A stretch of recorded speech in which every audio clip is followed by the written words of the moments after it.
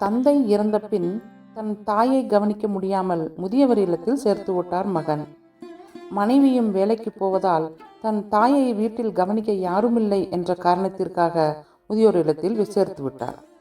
மாதத்திற்கு ஒரு முறை தன் தாயை அங்கு சென்று பார்த்து வந்தார். வருடங்கள் கடந்தன. ஒரு நாள் அவருடைய தாய் ரொம்பவும் முடியாமல் இருப்பதாக தகவல் வந்தது. மகனும் உடனடியாக தன் தாயை சந்திக்க சென்றார். தாய் சாகும் தருவாயில் இருந்தார்கள். அம்மா, உங்களுக்கு ஏதாவது வேண்டுமா என மகன் கேட்டார். அதற்கு அந்த தாய், இந்த முதியோர் இல்லத்தில் மின்விசிறிகள் எதுவும் இல்லையப்பா. காற்றில்லாமலும் கொசு கடித்தும் பல நாட்கள் தூங்காமல் இருந்திருக்கிறேன். இங்கு தரும் கெட்டுப்போன சாப்பாட்டை சாப்பிட முடியாமல் பல நாட்கள் சாப்பிடாமல் தூங்கியிருக்கிறேன்.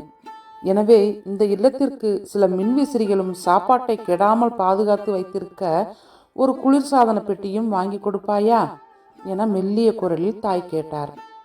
மகன் ஆச்சரியப்பட்டான். பல வருடங்களாக நான் உங்களை பார்க்க வருகிறேன் அம்மா. ஒரு நாள் கூட இப்படி சொல்லவில்லையே. இப்போது மட்டும் ஏன் இதை கேட்கிறீர்கள் என கேட்ட மகனின் முகத்தை மெல்ல ஏறெடுத்து பார்த்தார் அந்த தாய்.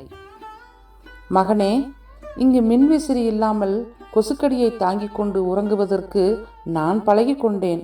இங்குள்ள பசியையும் துன்பங்களையும் என்னால் பொறுத்து கொள்ள முடியும். ஆனால் உனது குழந்தைகள் உன்னை இந்த இல்லத்திற்கு அனுப்பும்போது உன்னால் அவற்றை தாங்கிக் கொள்ள முடியாது என நினைத்துதான் வருந்துகிறேன். அதனால்தான் இப்போது கேட்கிறேன் என்றார்.